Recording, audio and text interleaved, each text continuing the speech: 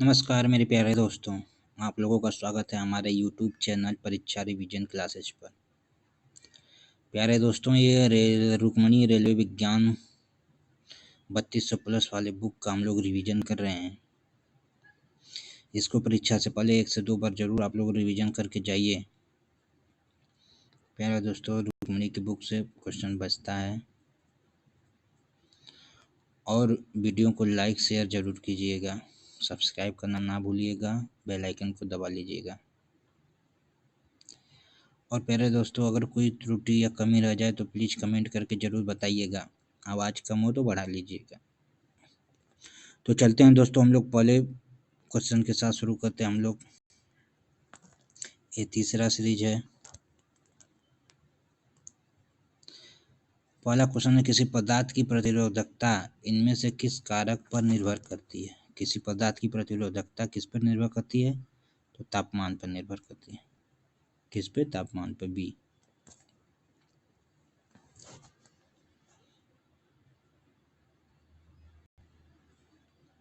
दूसरा प्रश्न है, निम्नलिखित में से कौन सी विद्युत ऊर्जा की वाणिज्यिक इकाई है? निम्नलिखित में से कौन सी विद्युत ऊर्जा की वाणिज्यिक इकाई है? तो किलोवाट घंटा। किलोवाट घंटा, ऑप्शन नंबर सी। अगला प्रश्न है, गार्ड कोशिकाएं प्रक्रिया में शामिल हैं। गार्ड कोशिकाएं किस प्रक्रिया में शामिल है? वाष्पीकरण की प्रक्रिया में शामिल है गार्ड कोशिकाएं, ऑप्शन नंबर ए। कार के दिया है। अगला प्रश्न है कि कार के रियर व्यू दर्पण के रूप में प्रयुक्त एक उत्तल दर्पण की फोकस दूरी 2 मीटर है। यदि कोई बस दर्पण से 3 मीटर की दूरी पर स्थित है तो उसका प्रतिबिंब कहाँ बनेगा? फोकस दूरी 2 मीटर और दर्पण से 3 मीटर की दूरी पर स्थित है तो उसका प्रतिबिंब दर्पण से पीछे ही बनेगा।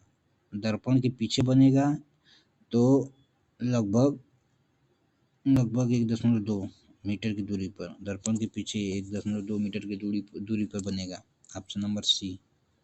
Option number C. अगला प्रश्न है कि निम्नलिखित में से कौन सा ब्लीचिंग पाउडर का उपयोग नहीं है? निम्नलिखित में से कौन सा ब्लीचिंग पाउडर का उपयोग नहीं है? पेयजल को कीटाणु मुक्त बनाना, सोडा एसिड अग्निशामकों में, कई रासायनिक उद्योगों में ऑक्सीकरण अभिकर्मक के रूप में, केक बेकिंग के लिए। तो कौन सा सही है कि केक बेकिंग के लिए? केक बेकिंग के लिए मतलब ऑप्शन नंबर बी। चौथा नंबर सही है, तो केक बेकिंग के लिए ऑप्शन नंबर बी। एक गर्भ निरोधक तकनीकी जो गर्भाशय के भीतर शुक्राणुओं के फैगोसाइटोसिस को बढ़ाती है, वो कौन सी है? तो फैगोसाइटोसिस को बढ़ाती है, जो फैगोसाइटोसिस को बढ़ाती है वो कौन सी गर्भ निरोधक तकनीक है? कौन सी गर्भ निरोधक तकनीक है जो फैगोसाइटोसिस को बढ़ाती है? तो है बी नंबर, कॉपर टी का उपयोग। कॉपर टी का उपयोग, B number, option number B. Option number B सही है, कॉपर टी का उपयोग। न्यूलैंड के अष्टक नियम में किन दो तत्वों के गुण समान पाए गए हैं? न्यूलैंड के अष्टक नियम में लिथियम और सोडियम के अष्टक गुण समान पाए गए, लिथियम और सोडियम। अगला प्रश्न है कि निम्नलिखित में से किस जीव में लिंग का निर्धारण आनुवंशिक रूप से नहीं होता है? कौन से जीव में लिंग का निर्धारण आनुवंशिक रूप से नहीं होता है? तो है घोंघा। घोंघा का जीव का लिंग निर्धारण आनुवंशिक रूप से नहीं होता है, वो अपने समय पर चेंज कर लेते हैं लिंग को। अगला प्रश्न है, एक प्रकाश किरण दो माध्यमों को पृथक करने वाले एक इंटरफेस पर उसके अभिलंब के अनुदिश आपतित होती है। आपतित किरण और अपवर्तित किरण के बीच का कोण किसके बराबर होगा? 0 अंश के कोण, 0 अंश के बराबर होगा।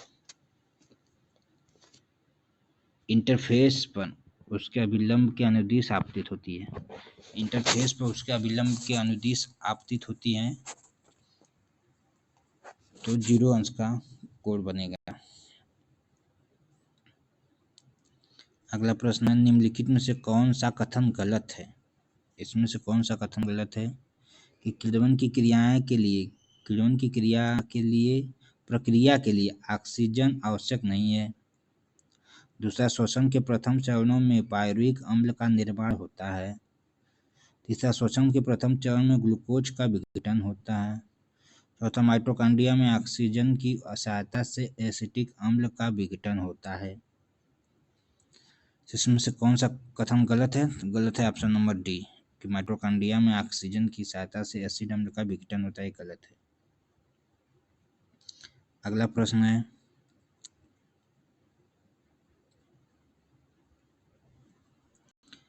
समूह के निम्न में से किस तत्व में सर्वाधिक अधात्विक गुण होता है? सर्वाधिक अधात्विक गुण किसमें होते हैं इसमें से? तो सर्वाधिक अधात्विक गुण होता है ऑप्शन नंबर डी, ऑक्सीजन में। ऑक्सीजन में सर्वाधिक अधात्विक गुण होता है। अगला प्रश्न है, निम्नलिखित में से कौन सी मानव कोशिका अपने आकार को बदलने की क्षमता रखती है? अपने आकार को बदलने की क्षमता कौन सी रखती है? डब्ल्यूबीसी अपने आकार को बदलने की क्षमता रखती है। रेड या वाइट ब्लड का श्वेत रोधाणु है। ये आरबीसी से बड़ी लेकिन संख्या में कम होती है।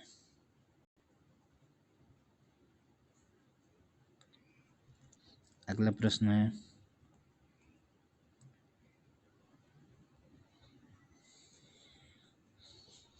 यदि हम में अमोनिया का विलयन मिलाते हैं तो एक सफेद अवक्षेप बनेगा।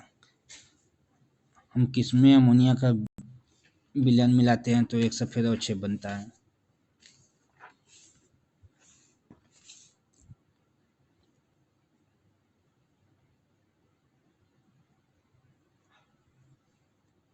Option number A. Option number A. एक छात्र किसी गोली दर्पण का उपयोग करके कागज पर सूर्य का एक स्पष्ट प्रतिबिंब फोकस करता है जो कुछ समय के बाद जलने लगता है।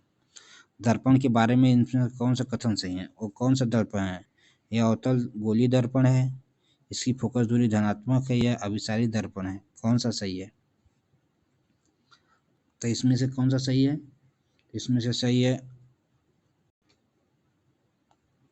ए और सी। ये अवतल गोली दर्पण होगा, एक अभिसारी दर्पण भी होगा। ए और सी सही है, ऑप्शन नंबर सी। चुंबकीय क्षेत्र के लंबवत स्थित कुंडली की गति के कारण उसमें से प्रेरित धारा की दिशा निर्धारित करने के लिए इनमें से किस नियम का उपयोग किया जाता है? फ्लेमिंग का दाएं हाथ का नियम, मैक्सवेल का कार्सक्यू नियम, दाएं हाथ के अंगूठे का नियम, फ्लेमिंग के बाएं हाथ का नियम? कौन सा सही होगा? फ्लेमिंग के दाएं हाथ का नियम, ऑप्शन नंबर ए। फ्लेमिंग के दाएं हाथ का नियम चुंबकीय क्षेत्र के लंबवत स्थित कुंडली की गति के कारण उसमें से प्रेरित धारा की दिशा निर्धारित करने के लिए फ्लेमिंग के दाएं हाथ का नियम उपयोग में लाया जाता है। अगला प्रश्न क्या है? निम्नलिखित रासायनिक अभिक्रिया के लिए संतुलित अभिक्रिया कौन सी है? Barium sulphate, aluminium chloride, barium chloride plus aluminium sulphate संतुलित करने के लिए कौन सी अभिक्रिया सही है? तो संतुलित करने के लिए अभिक्रिया नंबर बी सही है। 3BaSO4 barium sulphate plus aluminium chloride से 3BaCl2 प्लस Al2SO4 का हो थ्राइस। यह अभिक्रिया सही है।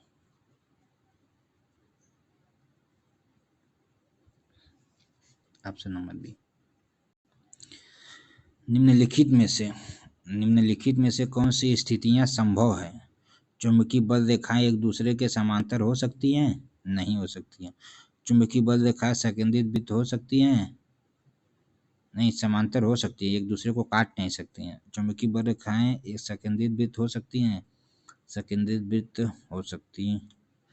चुंबकीय बल रेखाएं एक दूसरे को प्रतिच्छेदित कर सकती हैं? नहीं, ये तो नहीं कर सकती हैं।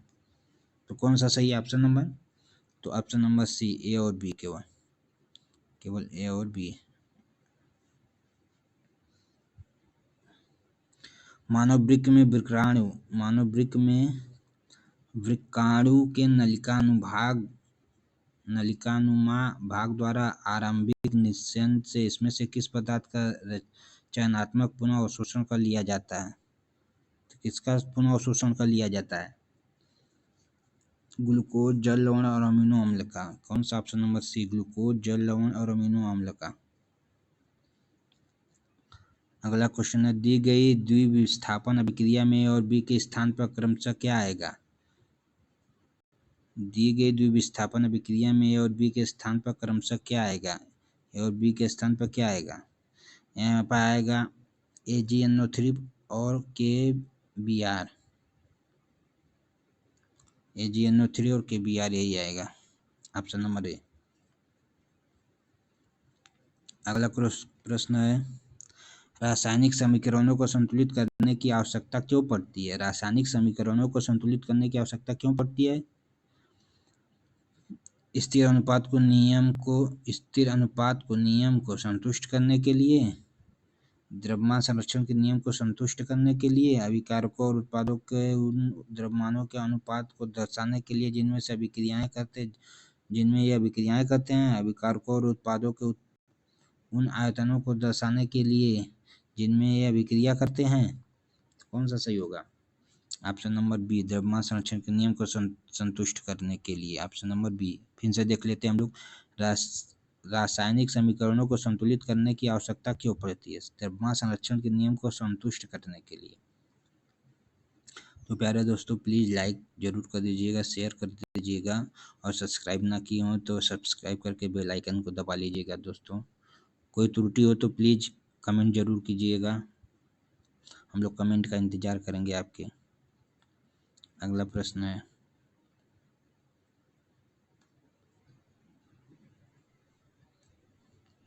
गहरे समुद्र में पानी का रंग नीला किसके कारण दिखाई दे? प्रकाश के प्रकीर्णन के कारण। ये तो बहुत सरल क्वेश्चन था। गहरे समुद्र में पानी का नीला रंग किसके कारण? प्रकाश के प्रकीर्णन के कारण।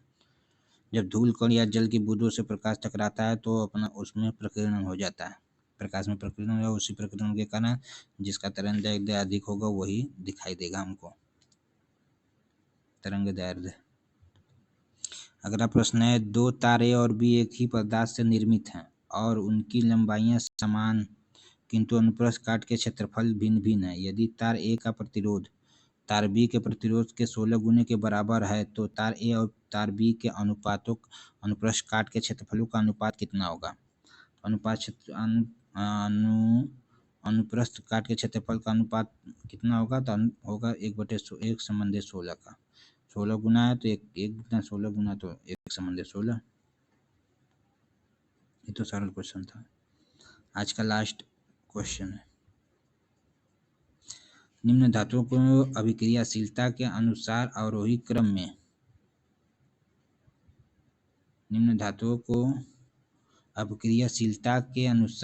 क्रम में व्यवस्थित कीजिए। अभिक्रियाशीलता के अनुसार अवरोही क्रम में व्यवस्थित करना है। तो ये होगा, पहले के होगा, पहले नंबर पर, दूसरे नंबर पर Na होगा, तीसरे नंबर पर ZnCu Ag। ये लाइन बाय लाइन ये सही है, यही होगा। ये किस में है? तो ये सी में है, KNa ZnCu Ag HgAg। Option number C सही है। ये अवरोही क्रम में व्यवस्थित किया ही है। तो प्यारे दोस्तों, ये था हम लोगों का आज का लास्ट वीडियो। तो प्लीज़ लाइक शेयर जरूर कीजिएगा, प्लीज़ लाइक शेयर एंड